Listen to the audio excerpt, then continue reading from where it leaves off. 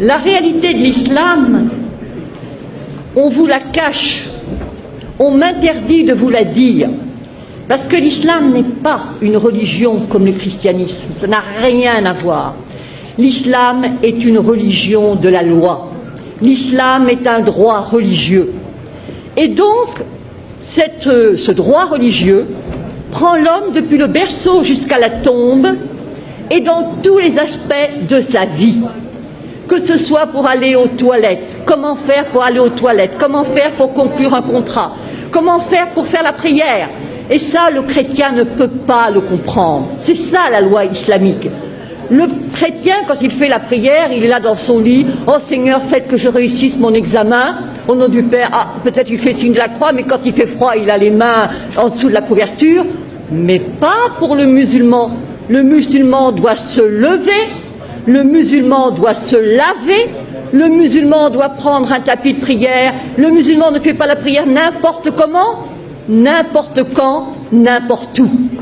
Et c'est ça la différence. Il ne jeûne pas quand ça lui plaît, il ne fait pas le pèlerinage à la Mecque quand ça lui sied. Non, non, non.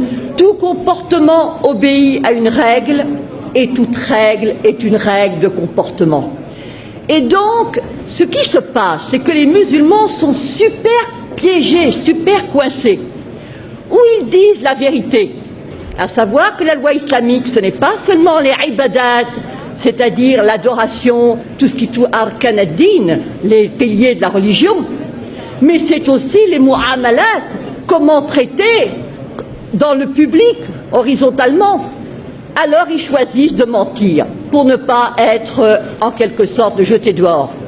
Ils choisissent de mentir qu'il y a un droit pénal, c'est-à-dire que, en fin de compte, la femme adultère est punie de 100 coups de fouet dans le Coran et que nulle indulgence ne vous prenne en leur faveur. Je dis bien le Coran, le Coran. Et le prophète, sallallahu alayhi wa sallam, le prophète a demandé que la femme adultère soit lapidée. Une femme qui avait péché est venue voir le prophète. Elle a dit « j'ai péché ». Moi je me suis dit « oh là là, l'histoire va devenir fantastique ». Non, pas du tout. Elle attendait un enfant. Il a dit « retourne, accouche tranquillement ». Ensuite, elle est revenue et on l'a lapidée. Et pas n'importe comment. Avec des pierres pas trop grosses, elle serait tuée d'un seul coup. Non, des pierres de grosseur moyenne. La même chose quand on va aux toilettes, pas des pierres coupantes pour se couper l'anus, bien sûr que non. C'est-à-dire que, si vous voulez, tout est réglementé. La femme adultère, fouettée, après 100 coups de fouet bien donnés, vous ressortez en capillotade. Hein. L'apostasie est punie de mort. La consommation d'alcool de 80 coups de fouet. Le vol, la main coupée. Et dans le fiqh, c'est même la main coupée, le pied inverse, c'est ce qu'on appelle l'amputation croisée. Alors les musulmans, parce que ça fait partie de leurs droits religieux, choisissent de dire non, non, non, non, non, non, nous sommes comme les chrétiens. C'est pareil, les fils d'Abraham, patati, patata. Alors on les acclame. Je leur dis liberté. Oui, oui, oui, oui, liberté. Je leur pose la question. Est-ce que le musulman peut, est-ce que la musulmane peut épouser un non-musulman? Est-ce que le musulman peut se convertir à une autre religion? Est-ce que le musulman peut être athée? Est-ce que le musulman peut être homosexuel? Est-ce que le musulman peut même être célibataire? Car le célibataire est de la pire espèce. Et oui, est-ce que pas de monachisme en islam? Alors je vous dis pas les curés, les moines, enfin les curés on ne sait pas, mais les moines en tout cas, ils passeraient un mauvais quart d'heure.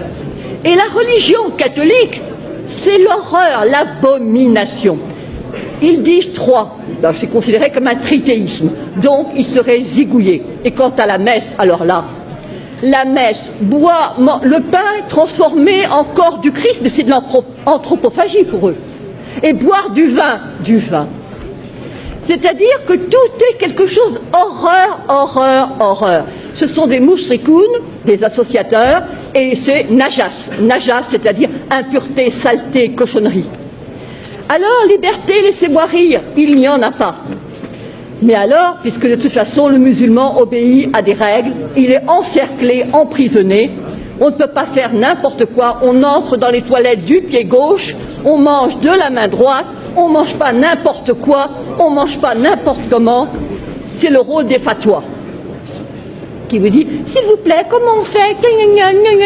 Et alors évidemment, on vous répond. Alors évidemment, avec l'Internet, ça devient n'importe qui, n'importe quel con peut répondre, mais non, etc. Ça, c'est un changement.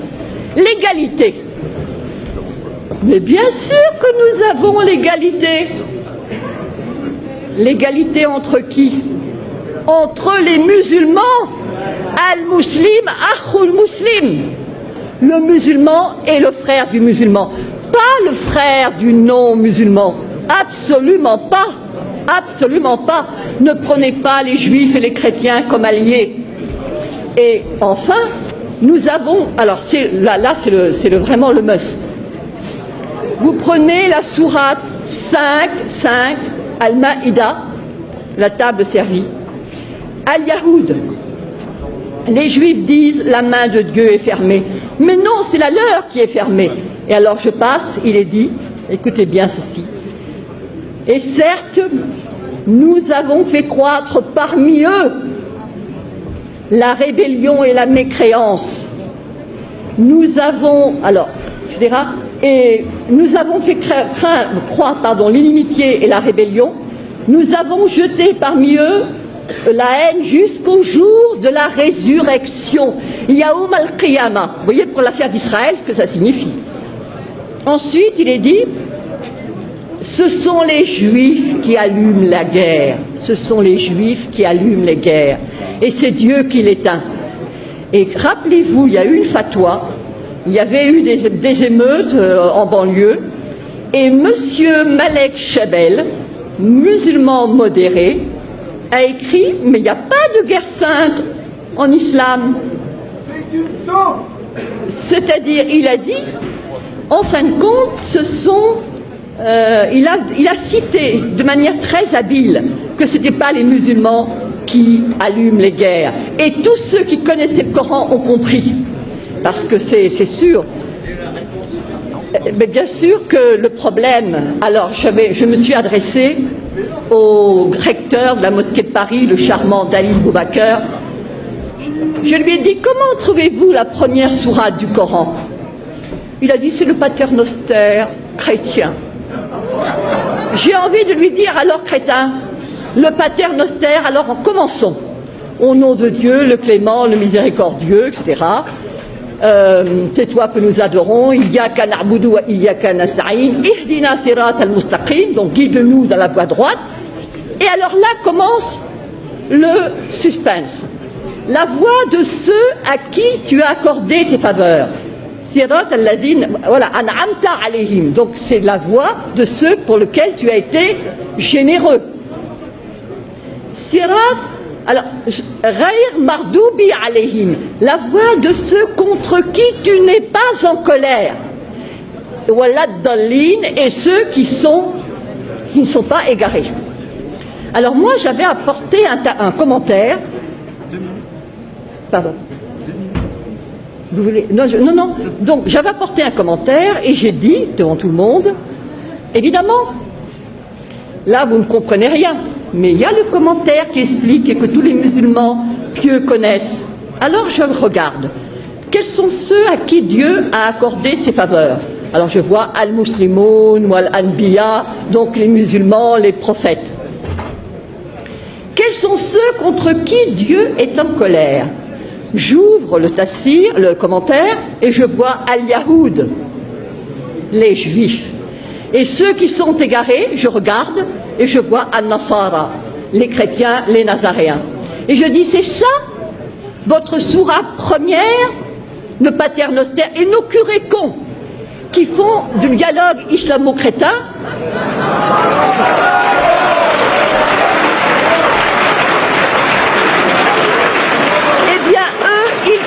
Tout ce qui est dit, on leur dit, ils se focalisent sur la sourate Maryam. voilà Marie qui a eu un enfant sans être mariée. Effectivement, voilà Akun Baria, je ne suis pas une prostituée, patati patata, alors ça plaît aux chrétiens. D'autant plus qu'on leur sert, les chrétiens sont comme des moines, ils ne s'enflent pas d'orgueil. Lorsque tu leur parles de la sourate Marie, leurs yeux s'emplissent de larmes, ils se disent magnifique. Et contre qui ils sont? Ben, contre les Juifs. Les Juifs qui, pour eux, Marie n'est pas la mère de Dieu, pour eux, Jésus n'est pas le... Alors, il y a, par rapport à la communauté juive, un danger immense contre lequel je me bats depuis 5 ans.